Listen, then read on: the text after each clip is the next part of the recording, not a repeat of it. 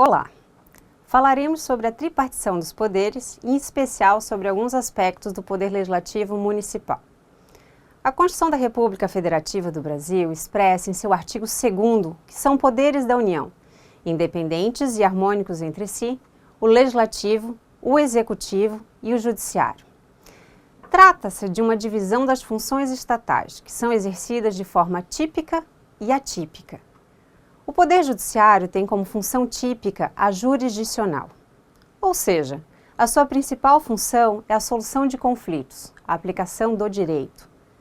No caso do Poder Executivo, destaca-se a função executiva, que se subdivide em administrativa e de governo. Já o Poder Legislativo tem duas funções típicas, a legislativa e a fiscalizatória. Como funções atípicas, pode-se exemplificar a função administrativa no Judiciário e no Legislativo. Afinal, a administração pública está presente nos três poderes. Do mesmo modo, a legislativa é função atípica no Executivo, pois o Presidente da República pode adotar medidas provisórias que têm força de lei em caso de relevância e urgência, as quais devem ser submetidas de imediato ao Congresso Nacional. Em relação aos poderes, é importante destacar também que o desenvolvimento das suas atividades deve se dar de forma equilibrada, colaborativa e por meio de controles recíprocos, o que envolverá interferências de um poder em outro, em um sistema denominado de freios e contrapesos. Para compreender este sistema de freios e contrapesos, basta pensar na produção de uma lei. A função legislativa é típica do Poder Legislativo. Porém, o Executivo pode ser o autor do projeto de lei, além de ter o poder de veto, que, todavia, poderá ser rejeitado pelo voto da maioria absoluta dos deputados e senadores que o apreciarão em sessão conjunta.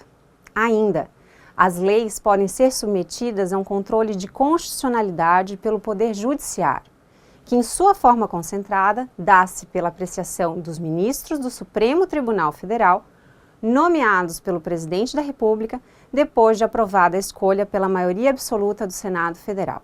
Os municípios, que ao lado da União, dos Estados e do Distrito Federal, igualmente são entes federativos, são dotados de poder executivo e legislativo, inexistindo, portanto, poder judiciário municipal. O Poder Legislativo Municipal, diferentemente do âmbito federal, é unicameral. Ou seja, enquanto um Congresso Nacional é formado pela Câmara de Deputados e Senado Federal, nos municípios há a Câmara Municipal, composta por vereadores que são eleitos para um mandato de 4 anos.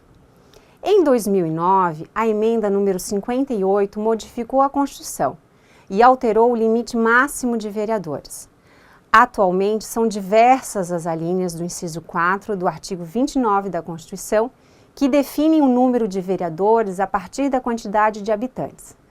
Apenas para exemplificar, na alínea A foi estabelecido que são 9 vereadores nos municípios de até 15 mil habitantes e na alínea X, que são 55 vereadores nos municípios de mais de 8 milhões de habitantes.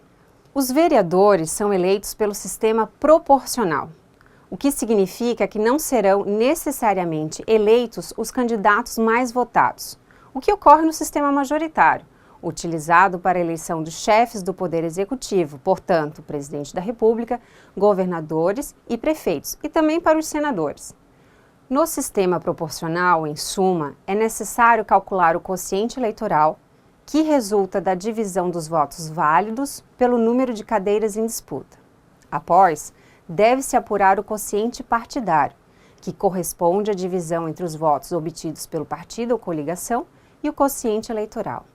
O número obtido representará as vagas alcançadas, que serão ocupadas, aí sim, pelos candidatos mais votados do partido ou coligação.